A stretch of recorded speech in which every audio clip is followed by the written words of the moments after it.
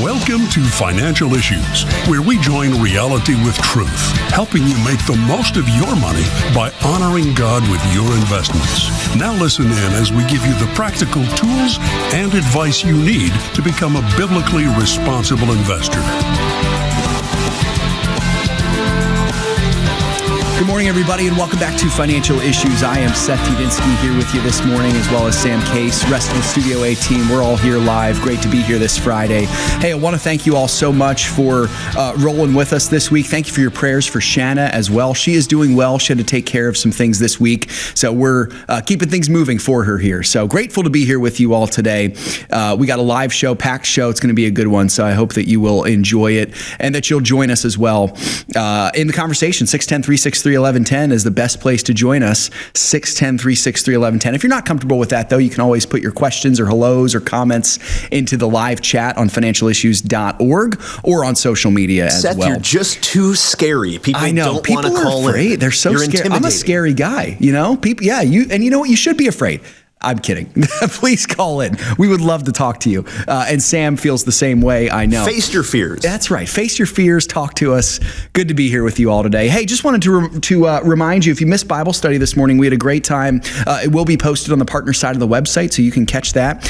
And I do want to remind you too, folks, you know, in all kidding aside, we love your questions. We want your questions. We would love for you to ask them, and we will do our best to answer them in a timely way. So put those questions up for us. This is a conversationally driven show. That's one of the special things about our show. So please ask those questions. Absolutely.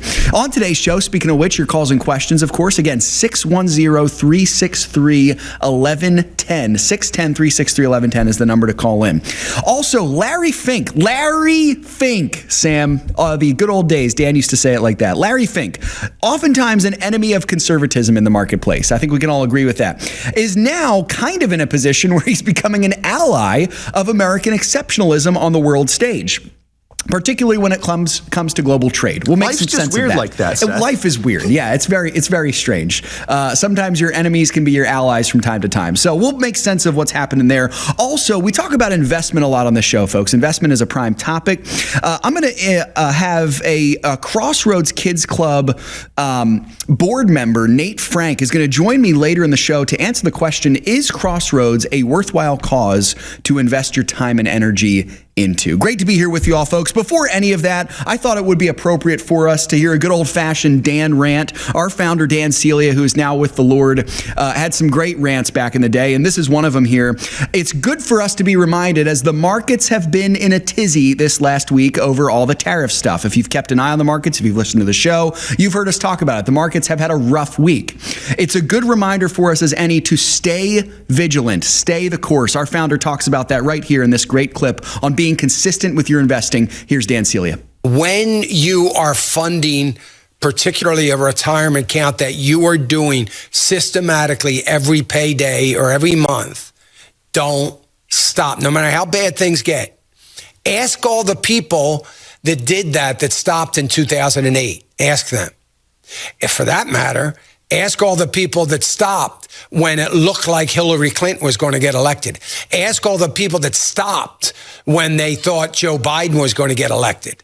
Look at all of the people that stopped.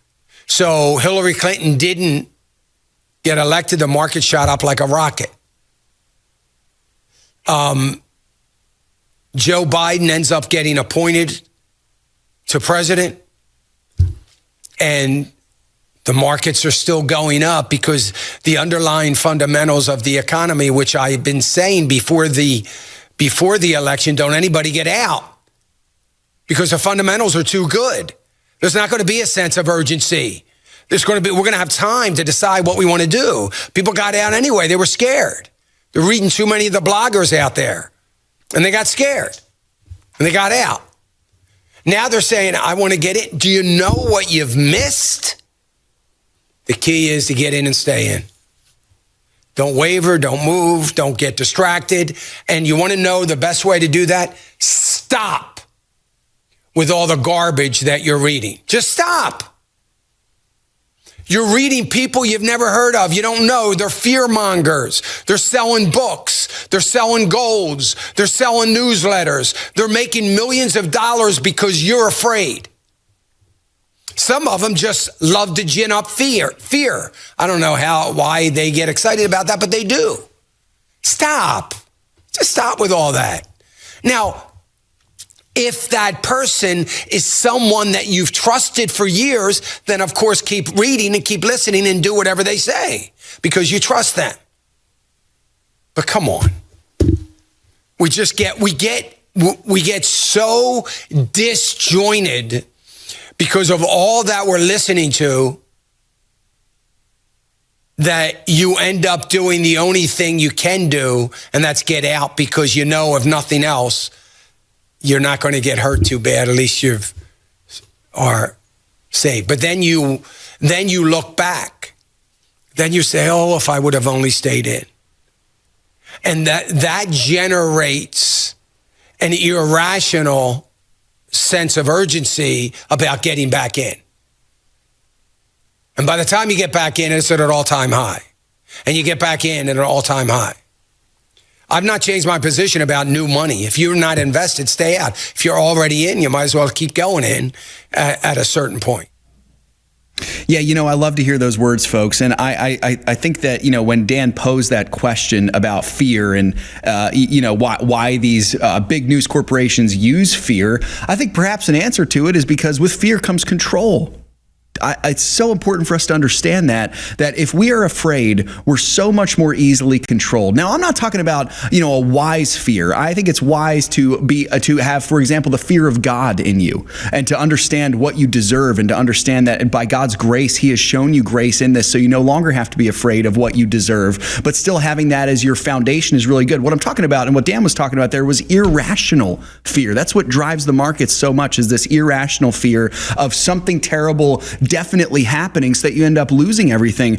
I can't stress what Dan said enough there, folks. We got to get in and stay in and be vigilant. And that's maybe we need to good. Start selling a big poster of Dan that just says, stop. Yeah. I would love that. That was my favorite. Just stop. Yeah, it's absolutely And he followed his own advice. He used to say in 2008, he would not open any of his letters about his returns or anything like that because, I didn't want to know because I thought I'd get spooked and maybe get out of the market. So he just stopped too because he knew that was the right thing to do, was to stay in the market no matter what it was doing at one individual time. For sure. And, Sam, Dan would always say as well that he didn't end up losing in 2008 because he didn't get out. The markets returned. They were able to reverse.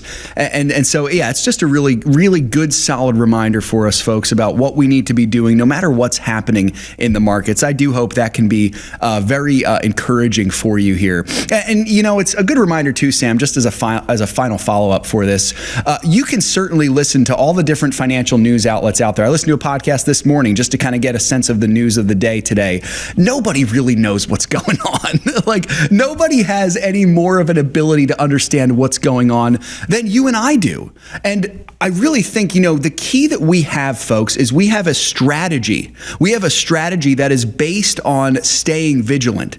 And it goes against kind of the popular talking points of the day, which is driven a lot by fear and greed, as you said. So that strategy and that mindset that you have as well of vigilance, staying the course, steadfastness, biblical concepts, by the way, that's what's going to set you apart. I really believe that. So that's a good reminder, folks. All right, Sam, let's jump now to some headlines here quickly. Actually, you know what, Sam? I think I'm going to wait on this. I don't want to rush this one too much. It's such a good headline. It is. That's called a teaser, folks. Absolutely. So you'll have to wait to find out what it is until the next segment here. What we'll look at now is, now that we have kind of gotten ourselves centered here, let's look at what the markets are doing, knowing what Dan just said there in that last clip, that we don't have to be afraid. Here's what's happening yesterday into today, folks. So yesterday, the markets returned to relative chaos. Again, they're driven by fear and greed. Investors did not know what to think with the flurry of tariff news. We'll get to some of that tariff news later on in the program. By early afternoon, the major indices were all heavily down. The S&P 500 actually did hit its lowest number since before the election rally back in early November, as did the tech-heavy NASDAQ. By late afternoon, of course, despite the news of the pauses of Canadian and Mexican tariffs, sort of, there were somewhat pauses there, the markets continued to be, kind of displeased. So yesterday was just a rough day in general for them. The Dow Jones ended up down a full percentage point. The S&P 500 ended up 1 3/4 1.75% down, and the NASDAQ composite really went downward over 2.5 percentage points. That's what the markets finished yesterday. The pre-markets this morning, let me refresh my screen momentarily here, are kind of mixed, kind of hanging right near the flat line. NASDAQ is just above it. The S&P 500 is just below it. And the Dow is a little further down below it. So not a whole lot of change there from the ending of yesterday. Again, we'll have to see what that looks like this morning.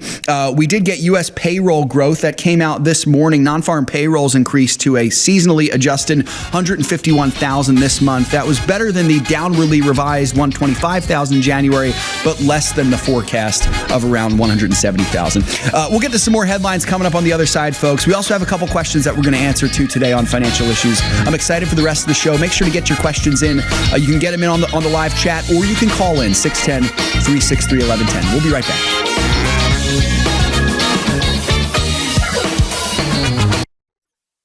There are moments in life that define us. Choices determine the courses we take. Choices that create life, or those that save a life. And some make life worthwhile.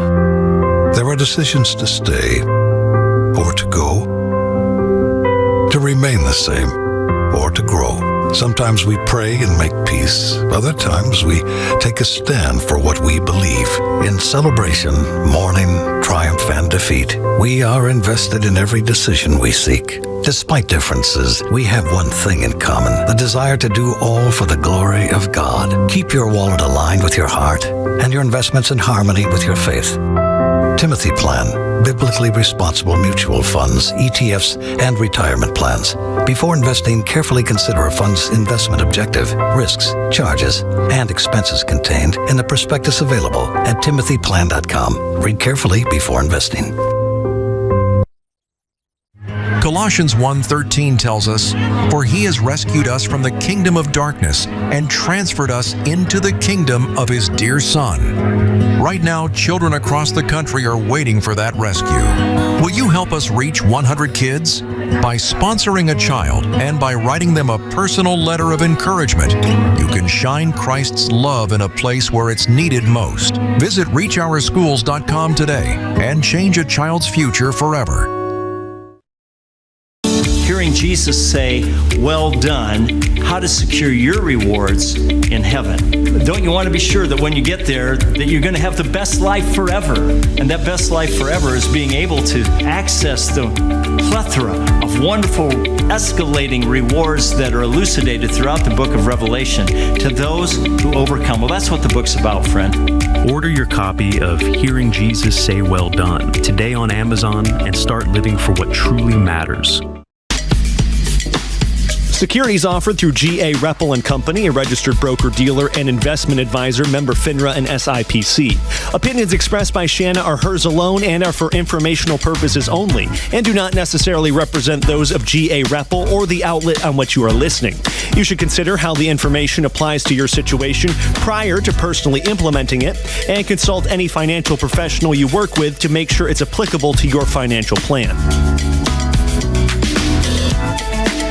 Welcome back, folks. You know, we're in the middle of a campaign with Crossroads Kids Club. We'll say more about that a little bit later on, but I do just want to say how grateful I am to all of you who have given so far, and I'd encourage you to follow the link to reachOurSchools.com to consider giving today. You can also put your phone right up to that QR code at the bottom left corner of our screen, and that'll take you right there also. I'll say this, we're slightly behind of where we would like our goal to be. So I would urge you, if you're on the fence about giving, please do that today. It would be a great day to do that. Speaking of Crossroads Kids Club, Sam, we had an interesting headline I'd love for you to get to here. It seems like we might be seeing the beginning of the end for the Department of Education, the Education Department. And I got to say, I'm not against it. I think that would be great. You know, Seth, this is something Republicans have wanted going back to Ronald Reagan, and it's just never happened. And Donald Trump is going to give it a shot. God bless him. It sure seems like it. Well, per the Wall Street Journal, Trump is preparing to sign an executive order that would start the process of shutting down the Department of Education. It directs the Secretary of Education to take all necessary steps to facilitate the closure of the Education Department to the, quote, maximum extent appropriate and permitted by law. This comes comes as Secretary Linda McMahon, who was recently confirmed. She said on Monday her mission is to, quote, send education back to the states and empower all parents to choose an excellent education for their children. Of course, it should be noted, Seth, like I said, this is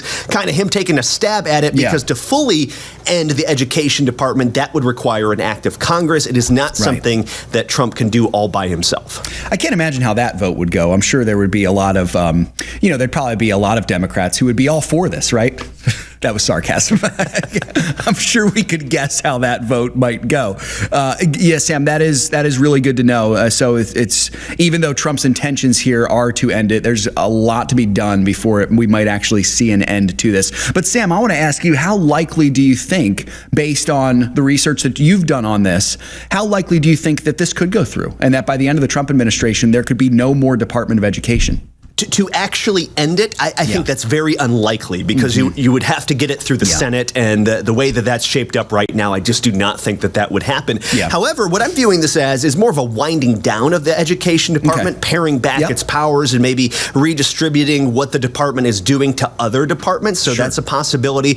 Another weird way you could see this work out, though, is if this went to the Supreme Court, if Trump really tried to do this and this went to the Supreme Court, and his argument was something along the lines of like, hey, this is an executive agency. Congress gave me this power, so I should have the power to get rid of this agency. That might be a tough sell, because it was ultimately Congress's authority vested in the president, but who knows what the conservative majority would say. They might say, you're right, you are the president, you are in charge of this, you can shut it down if you want to. Yep, and the mission is exactly right. I think it's great what Secretary McMahon said. Education needs to be in the power of parents, not the state. I mean, that's just a no-brainer. And so this, by the way, folks, that's not an indictment on all the many faithful public school teachers who I know are out there, maybe principals, teachers who love Christ and love children and just want to serve children. Not an indictment on your job. You've chosen a noble task. I think the system is very faulty as it is. And I do think it's a system that does need to be reformed. Of course, until that happens, this is a system that we have. And part of the reason why we love Crossroads Kids Club so much is they're going into it. They have figured out the magic sauce of getting into these public schools. Before I met up with Crossroads and knew that they existed, I was not sure how this was even possible, because I just thought that public schools had such a tight lockdown against Christians because of a lot of things that we've heard. But really, Crossroads has found the means to be able to get into these public schools, to start these clubs, to reach kids where they're at and bring the gospel to them. That's part of why we love them so much, folks. And if you want to be a part of that, once again, I would encourage you to go to reachourschools.com, partake in this $for-dollar match that we have. Consider sponsoring a child. One child's year sponsorship is $384. You can do more children. You don't have to do just one. You can sponsor multiple children. If you can't sponsor, do the whole sponsor fee, but you can give $20 or $50. That would be amazing. Even $5. We will. That's awesome. It's whatever you can give, folks. Consider that reachourschools.com today. I think that is a great idea. And once again, as I said, we're a little bit behind here. So if you're on the fence, boy, today'd be a good day to do it. All right, Sam, let's shift over now to some partner questions. What do we have here from our partners? Well, we got a question from Chris. He's 54. He says he's got 6 grandkids. Well, congratulations, Chris. That's awesome. Well done, he says he wants to leave them something to help them with college at age 18, or perhaps help them buy a home around age 30. He said, so here's my idea, is to take some of my Roth IRA funds and put them in a separate account in which I would use the growth model as opposed to my original Roth and traditional account, which I'll be using the growth and income model. So he'll have 2 separate accounts, some for his grandkids and then one for himself. His question, though, is, do I need to have 2 partnerships with financial issues in order to track these separately? Chris, that's a great question, and I love your desire to help your grandkids out. I think that is awesome, especially for that specific purpose. You're thinking long-term, you're thinking college or marriage or a house. Great job, man. I think it's really cool. And, 54, I assume your grandkids are probably on the younger side, so you've got some time. My answer to your question is you will not need one. This is a great feature I'm so excited for about the new website. I'm thrilled to tell you, Chris, you can have multiple portfolios under one singular account, which is just great. So what might be a separate portfolio, either one portfolio for each of your kids, but you might consider creating one for each of them. So you can do either one comprehensively or one separate separate one for each of them if you feel like you have the mental capacity to be able to just keep an eye on each of those different ones. I would only tell you to do that if they're, maybe of significantly different ages, and they might say you've got one grandchild who's 14, and you got another one who's 2. They're going to be reaching adulthood at different times and hitting these different life markers at different times as well. So that could be good for you. But yeah, I would definitely encourage you to do that. That is going to be a great new feature on our new website.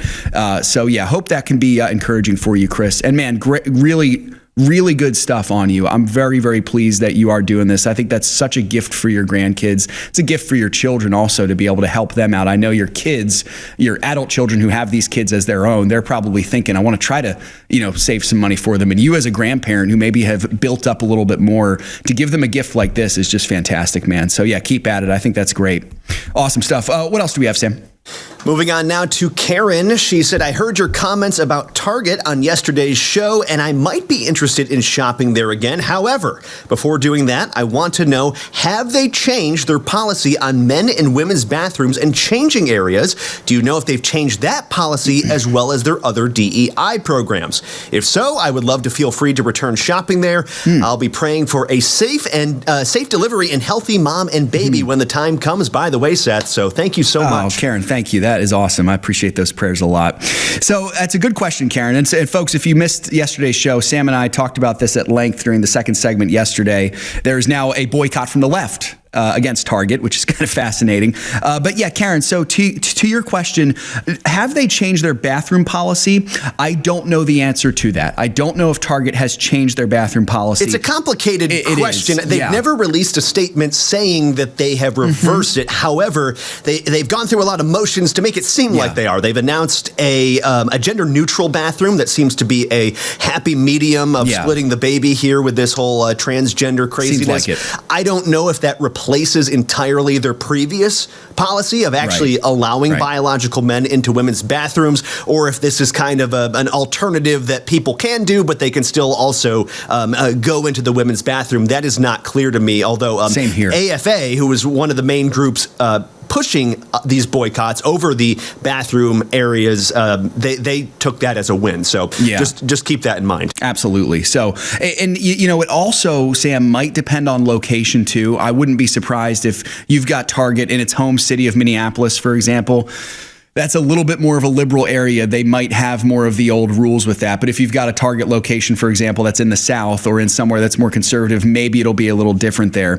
And Karen, I think it's important to know too, unfortunately, Target is not the only one who is guilty of having the third bathroom. And as Sam said, I do think that's better than saying anyone can use whatever bathroom they want. So you got a men's room, you got a women's room, and you have kind of that third gender neutral. Some call it a family bathroom too. Actually, if you've got young kids, that might be the bathroom that you end up, taking them into. But I personally feel like that is better than what Target originally said was, if you're a man and you identify as a woman, you can use the women's room. That's totally fine. In fact, that's encouraged. I do think it's a step in the right direction. Sadly, many big businesses have some kind of bathroom policy that is not the hard and fast men's room, women's room, as we have here at the ministry and as many Christian businesses have. I hope that can be helpful for you there, and Karen. To Karen's point, I understand her heartburn about returning to Target because they were the company that opened the can of worms on this. They sure were. And folks, when we talk about this, when you're thinking about returning to shopping at Target, this is a matter of conscience. It really is. If you feel in your heart, you know what, they've done a nice about face, I'm going to reward them for it. I'm going to shop there again. I'm not going to invest in them. They're not biblically responsible, but I'm going to shop there again. We think that's totally okay. And if you're like what I'm guessing, Karen, you're feeling, where maybe you're still a little bit skittish about even going back there, I think that's totally okay. I think that's totally okay to say, you know what? They made a huge mistake. They did. They made a huge mistake, and so I want them to know that these mistakes matter and that they can't do it again. It is a matter of conscience. Karen, to your question about the DEI programs, they have dropped these, which is great. We absolutely love that. That announcement was made, Sam, like a month and a half ago, I think it was. Yes, and that's what these boycotts are all about from the left. They want them to come back. Exactly. So now the left is boycotting Target. And we played a clip yesterday of a black business owner who said she supported the DEI boycott, but she still wanted people to shop at the store, which was just kind of fascinating there. But anyway, Karen, I appreciate those comments. I appreciate your heart also for, wanting to follow your conscience there. Folks, with this whole conversation, just let me remind you, Target is not biblically responsible. We're not talking about investing in Target. We're talking about using them as a consumer would. We're talking about shopping there, different things like that. So interesting stuff there. Karen, I really appreciate those comments very much. All right, Sam, why don't we tee up Larry Fink real quickly here, and then we're going to have to save it for later on in the show. What do you have from Blackrock and this news about the Panama Canal? Real quickly is here. BlackRock saving the Panama Canal? That's the big question. President Donald Trump seems to think so. He's celebrating BlackRock's purchase of the 2 Hong Kong, a.k.a. Chinese-owned ports at the Panama Canal, saying it's the first step in reclaiming the canal. We'll talk about that a little bit later. Yep. This comes as Panama also has walked away from China's Belt and Road Initiative following Secretary of State Marco Rubio's visit last month. So major moves down in Panama, and I'm sure President Trump is very happy. For sure. We'll pick up that conversation in the back half of the show here, folks. But right now, if you listen on a short version of the show, we have to bid you farewell for today, and God bless for the weekend. Hope you have a great day of worship on Sunday. For the rest of you, we've got Nate Frank, Crossroads Kids Club board member, coming on in the next segment, and then in the following segment, we'll talk more about Blackrock and the Panama Canal. We'll be right back after this. In the last 10 to 15 years being in ministry, being married, something that has been constant in our lives is Samaritan Ministries. As we've moved, we've had babies, we've had different things come up, we have just been able to rely on Samaritan in ways that we never really even thought about before becoming members. Our heart's desire is to plant roots and be in a place for a really long time. It's how we were raised. We see the benefits of that, but we also see the open-handedness of being used by the Lord wherever He calls, because we just assumed when we started pursuing church planting, the quickest way to get from point A to point B is a straight line. And with the Lord, sometimes you find out it looks a lot more like this. And yet, Samaritan was with us through the entire thing. We didn't have to look into, we have to change insurances now because we've moved states or whatever the case may be. And it's just been a real blessing to us in different phases of life. I'm Kyle. I'm Colleen. And we're the Gen X. And we're Samaritan members. I found out I was pregnant when I was 21 years old. For me, I was scared, I was shaking. I Googled places to abort. We drive there, and as soon as we get there, I open the door, and the first thing that I see is a bunch of Bible verses in the walls. They gave me a little counseling session, they gave me the pregnancy test again, and they do an ultrasound. And that's when everything changed. When I saw my baby, and when I heard her heartbeat, that was it.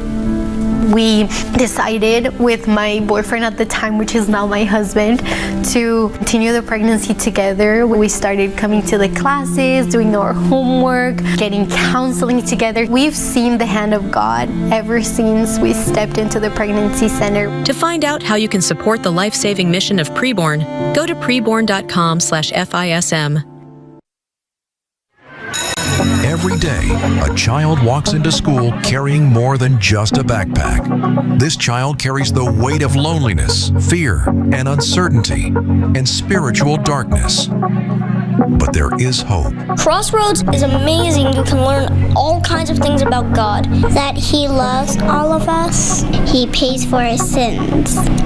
This Easter, be part of God's rescue plan by helping a school-aged child out of the darkness. By sponsoring a child, you could help them discover Jesus and put them on a path to a better future. Our goal is for the FISM audience to sponsor 100 children. As an added bonus, a generous donor has pledged to match up to $35,000. This means your gift will go twice as far. Go now to reachOurschools.com and bring the light of Christ into the life of a child. That's reachOurschools.com.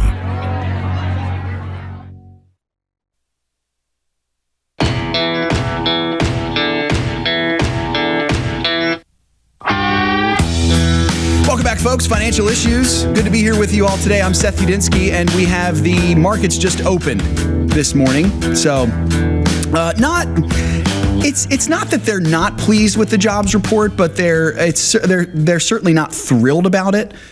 Each of the major indices barely below the flat line. The NASDAQ is actually at the flat line right now. The S&P 500, meanwhile, is just below it, and the Dow Jones is about 0.1% below. Right at this point today. So that's what we're looking like as we start the show. All right, folks, I'm thrilled to have Nate Frank. Nate is a Crossroads Kids Club board member, so he serves in a non-paid way on the leadership of Crossroads Kids Club. Nate, welcome to the show, brother. I appreciate you having me on. I know you're a businessman. You value wise investments. We talk a lot on this show about investing well and things that make a lasting impact. And so I want to talk to you today about why Crossroads Kids Club is a good investment, not only for those who care about children, but for those who care about making a kingdom impact. So welcome to the show, Nate. It's great to have you. No, thanks, Seth. It's great to be here. Really appreciate you having me on. Yes, sir. Nate, tell us a little bit about your background, who you are, what you do professionally, and how you first got connected as well with Crossroads Kids Club. Sure. So I work today in the executive search industry. I'm with a company called ZRG Partners based in New Jersey, but I sit in Chicago. Actually, been with the company about 11 years, came to them through an acquisition, was part of a small boutique search firm here in Chicago. We sold the company to ZRG back in 2014, so it's almost exactly 11 years ago. And at that point, took over the organization's industrial practice and then have been a part of what's been a really fun growth story. We're private equity owned.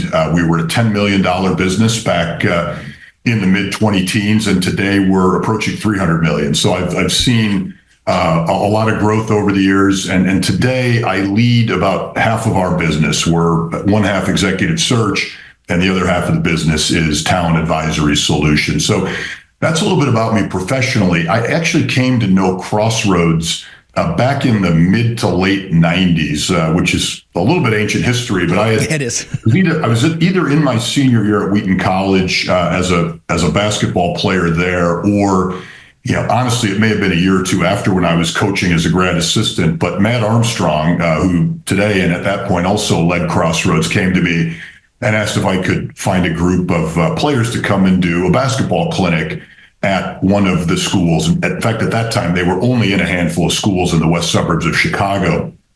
So we took the group there. I was skeptical. I had grown up thinking that you never brought Christianity into the public school setting. And so I walked in going, I wonder what this is going to be like. We did a basketball clinic, had a great time with these kids in Hanover Park, and then watched as they walked through the gospel story, walked through Bible study. And I was just really impressed with the ministry and frankly, a little floored that you could actually do what they were doing in a public school setting. And, from that point, it grew into the occasional involvement kind of in a hands-on way in the club, but a financial involvement that's grown and escalated over the last almost 30 years.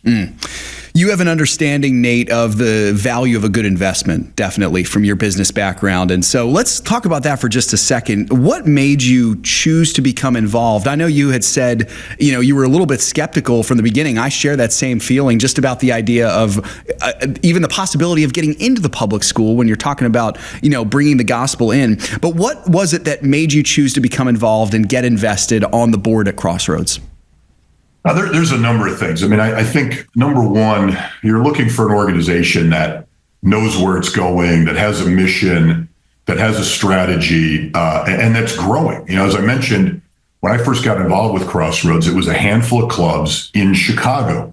Over time, that grew to, a Chicago area-wide presence, and then started to crop up in other cities. And so you started to see a model that was replicable and sustainable and was having an impact. To me, you really want to know that when you're investing in a ministry, both in terms of time and resources, that time and that money is being put to use in a way that's sustainable. And so to see these clubs in individual schools grow over time, and then the ministry of Crossroads expand into much of the U.S. and then into other continents. We're now in Africa. We're in Latin America. And to see that impact continue and to grow just felt like a great investment. And then the other thing that impressed me, especially the more I got to know Crossroads as a board member, constantly challenging the assumptions they've had in the past. Not saying, hey, we did it this way in the mid-90s, that's the way you do it in the mid-2020s. To see the way they pivoted during COVID when they couldn't get into the schools and moved in to backyards and parks. It's an organization that doesn't feel like they've figured everything out, even as successful as they've been, but is constantly looking for ways to grow and improve and do better. That to me was what excited me. And it's what makes the board meetings interesting. It's not a matter of slapping each other on the back and saying, hey, good job. It's saying, this is what we've done well. Now, how do we build upon that? And Matt and his leadership is really done a good job of early and yearly basis. Folks, I've got Nate Frank with me again. Nate is a board member with Crossroads Kids Club. You can partake in our 2-week-long campaign right now. ReachOurSchools.com is the place to go. Nate, let me ask you this question. You know, in business, we do talk often about the return on investment. We talk about that in investing a lot as well here on this show, this ROI. Now, when it comes to ministry work, I think it makes more sense to kind of focus on the impact of investment. What kind of impact do you see Crossroads as an organization as a whole and in the communities that they serve? And you mentioned this is now a worldwide ministry. What's the impact? I mean, I think there's a temporal and I think there's an eternal impact. I mean, it fills a need today in the club, in the schools. You have kids when school wraps up, in many cases, don't have a place to go. They're going home to an empty house. In some cases, they're getting on a bus and going to daycare. In other cases, they are going home to great structures. But there is a need to help those kids constructively fill their time outside of school hours to make connections. You know, not every kid, goes home and goes to Little League practice or goes to piano lessons. You know, there's a need to find ways for the average kid in school to connect with their peers. And so Crossroads does that really, really well on a temporal basis. But they've got a wonderful curriculum around sharing the gospel with these kids that connects in a meaningful way to them. They're not talking below them. They're not speaking over their heads in ethereal ways. But these kids are hearing the gospel, and you're seeing the impact of that. You're seeing kids make decisions for Christ that will follow them for the rest of their lives. And what's cool is you also see the impact that then brings back into the schools. You hear testimony from teachers of kids whose lives are changed in the immediate based on hearing and accepting the gospel. And that's impacting not only their eternal future, but their ability to thrive in the immediate. You know, as you were talking there, Nate, it reminded me of, I believe it's the book of Jude, which talks about the faith once for all handed down to the saints and how we need to be good stewards and guardians of that and passing that on to the next generation. One of my favorite parts about Crossroads Kids Club, and I think that goes hand in hand with the return on investment too. You're talking about investing in these kids and then seeing the fruit of the gospel come forth. Really amazing stuff. So Nate, there are many ways to invest in the kingdom, as we said, not just financially, of course, but through leadership, mentorship, prayer, and action. You have chosen to invest in Crossroads, providing your leadership in this way. And how would you encourage other Christians in the business world to use their skills and expertise to advance the gospel as you have done? Well, I think one of the great things about Crossroads is it's meeting people where they're at. It's meeting children where they're at. And I think we often, and certainly I make the mistake of thinking, okay, you have to be doing something with ministry in its title for it to be impactful. I mean, there are many ways to bring a Christian witness into the business environment and to be thoughtful about that. But I think the great thing about ministries is they're right there in your own backyard. You can go in many cases and see a club and see the impact of that club. You can volunteer in those clubs. There are many people who are actively engaged in careers who take time out once a week, step away from their office setting or their work setting and go to a club. And then obviously the financial impact is real. You can take dollars and earmark them for a specific city, a specific school, and you can see what's happening in the lives of those children. So to me, I love backyard ministry, whether the backyard is your workplace, whether it's a club you're involved in, or whether it's something like Crossroads. To me, that kind of boots on the ground approach to ministry makes it real and certainly makes it more impactful. Absolutely. Last question for you, Nate. I think this might be all we have time for. There are probably many listening today who are on the fence. They've heard about Crossroads. They don't know much about it. Maybe they're in the situation we were, where they're a little bit tense about the whole idea of bringing the gospel to public schools in general. How would you encourage them as they're on the fence? Why is now the time to take action? Take a closer look. You've got, there's resources. There's the Crossroads website you can go to. Yeah. Send us an email. We're happy to ask questions about what's going on in your town, in your community. Are there opportunities to get involved? We don't want people making hasty investments. We want them to understand where their money's going, where their prayers are being directed, and really being a part of it. So check that out, ask questions, take a deep look. If you're at all like me, you'll really like what you see. And I think you'll find that what's going on at Crossroads is pretty unique and incredibly impactful. Absolutely. And folks, the place to do that is reachourschools.com. You just follow that link, reachourschools.com. You can get all the answers there. Nate, I appreciate you so much, brother. Thanks for taking the time to join us. And thank you also for the great work that you're doing, bringing the gospel to kids with Crossroads Kids Club. We got more financial issues coming up, folks, right after this break. Don't go anywhere. We'll be right back.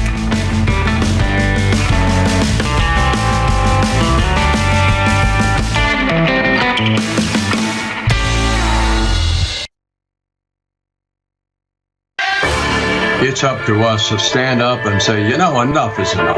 All of this unbiblical stuff that's going on, whether it's abortion or transsexual or LGBTQ, widespread pornography, human trafficking.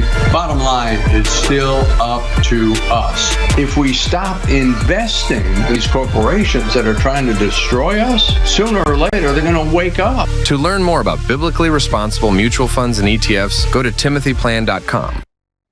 If a woman sees her baby on ultrasound, it doubles the likelihood that she'll choose life. On top of that, we share the gospel of Jesus Christ with her. This is why you should support preborn. Then they sat me down. If you were to die today, do you think you would go to heaven? And I was like, no. Keeping the child was my first stepping stone. And ever since then, God has cleaned me up from the inside out. Help support women in need. Go to preborn.com/FISM. Colossians 1:13 tells us, "For he has rescued us from the kingdom of darkness and transferred us into the kingdom of his dear Son." Right now, children across the country are waiting for that rescue. They're facing challenges like broken homes, peer pressure, and insecurity. But through Crossroads Kids Club, these children are finding something greater: hope, love, and a future in Christ. If it wasn't for Crossroads, I probably wouldn't be in the place that I am right now. I learned that God loves me just the way that I am. Your support can transform young lives, planting seeds of faith that will echo into eternity. Will you help us reach 100 kids? By sponsoring a child and by writing them a personal letter of encouragement, you can shine Christ's love in a place where it's needed most. Visit reachOurschools.com today and change a child's future forever. That's reachOurschools.com. The opinions and recommendations expressed on this program do not necessarily represent the opinions of the station or any of the program sponsors. Additionally, all products or services offered by the program sponsors may not be known by the program.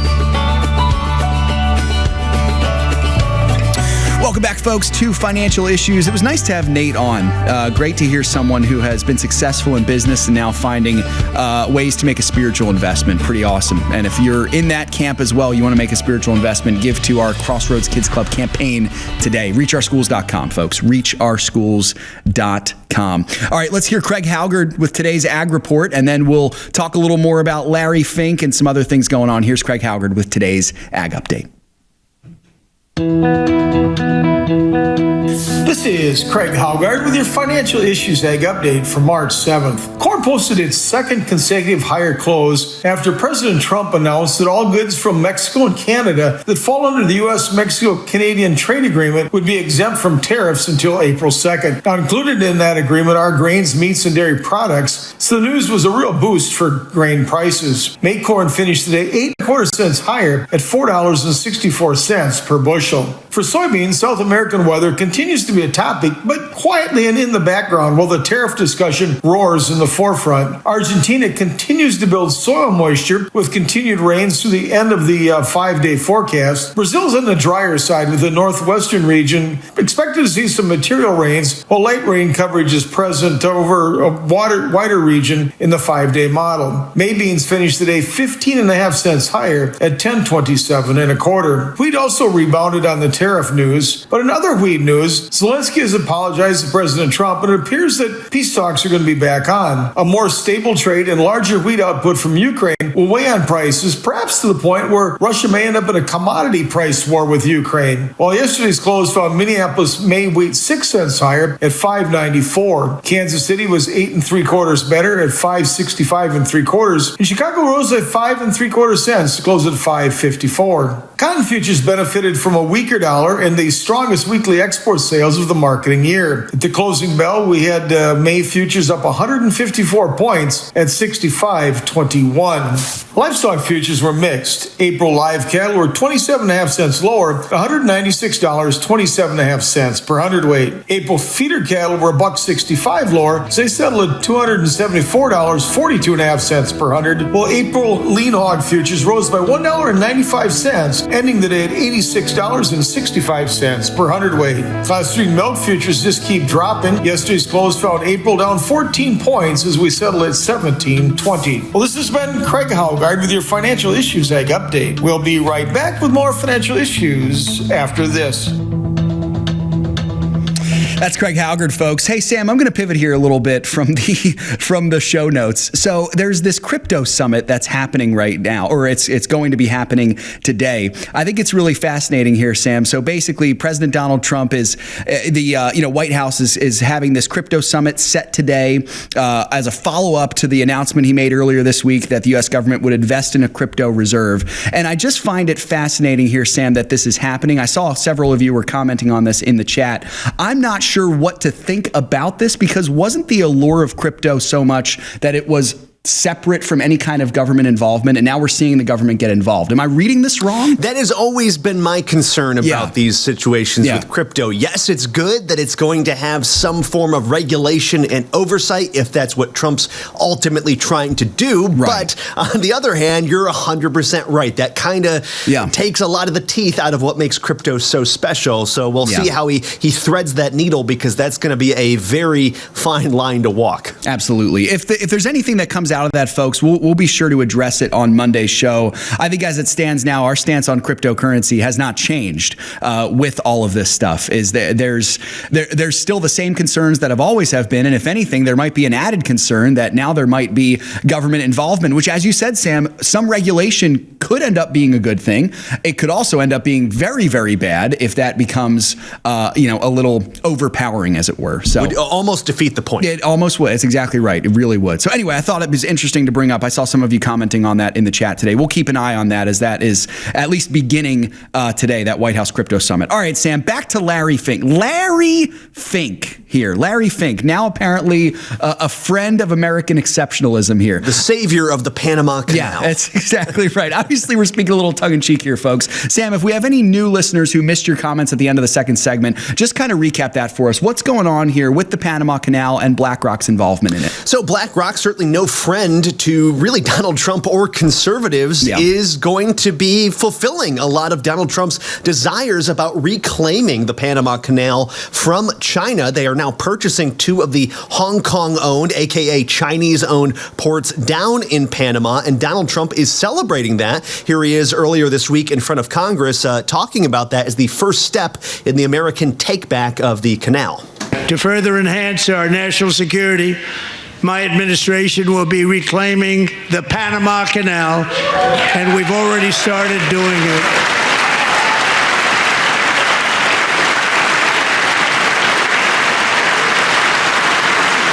Just today, a large American company announced they are buying both ports around the Panama Canal and lots of other things having to do with the Panama Canal and a couple of other canals. The Panama Canal was built by Americans for Americans, not for others. I am sorry, Sam. I got a kick out of when Trump said, and lots of other things having to do with the Panama Canal. And a lot of canals. I want to say what he's talking about there. This was not just contained to the Panama Canal. I think that BlackRock bought something like 42 ports across 20 or 23 different countries. So this could be a big deal for the United States, bringing all of those shipping lanes back under United States control and potentially cutting off China from weaponizing these, especially Panama, which they could create as a sort of choke point of a vital trade route. But all these ports are also important as well if China did eventually decide to strike back economically by shutting us out from global trade with these ports. You know, Sam, I'm always a fan of American exceptionalism, and I think that this is a good thing. I'm a little bit, could maybe befuddled is the appropriate word. That's like the textbook sort of, Webster's dictionary word. I'm befuddled as to the fact that it's Larry Fink who is, now in control of these different ports of the Panama Canal. I wonder if that was Trump's intention. Like, I'm sure he's not, talking with Larry Fink unless there's something that we don't know. My understanding is Fink, did meet with Trump just to let him know this was happening, but it wasn't like Trump told them to do it or that this was even done with geopolitics in mind. BlackRock is saying this is purely a business decision. However, knowing that Trump does have aspirations of taking back the canal, I could imagine that Fink is thinking now's the time to strike on this deal, because if it reaches any legal hiccups, I know the president's in my back pocket because he wants me to succeed in this endeavor. Right.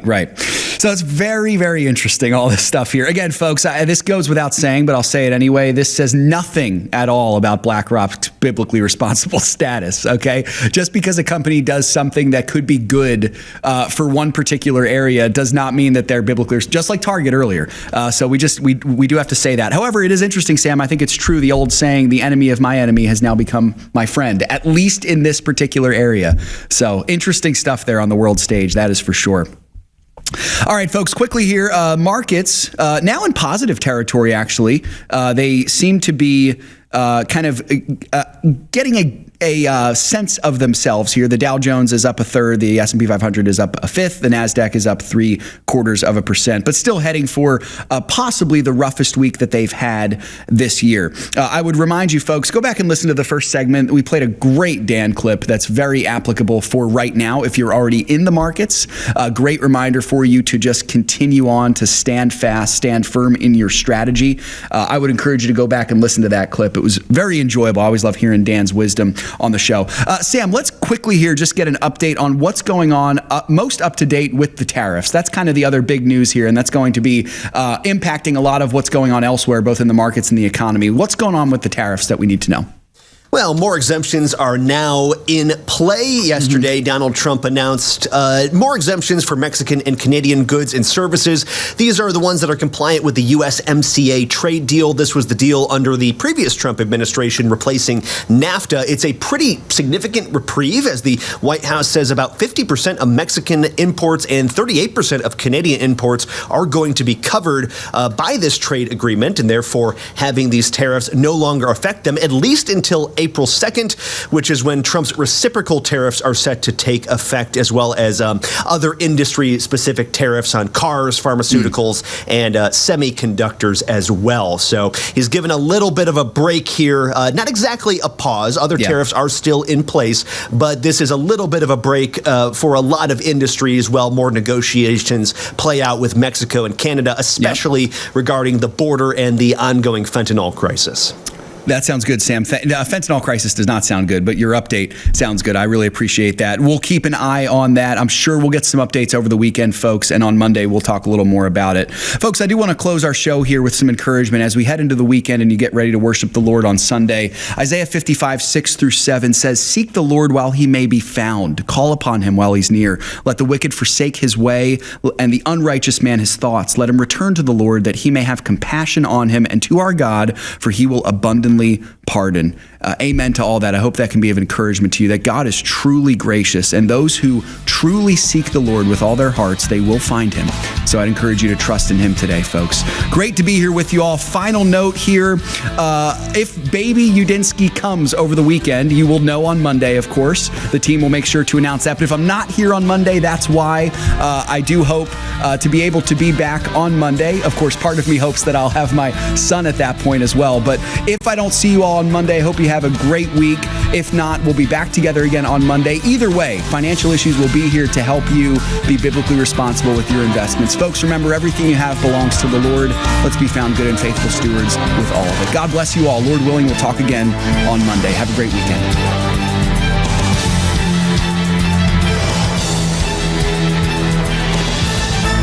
If we ever forget that we're one nation under God, then we will be a nation gone under.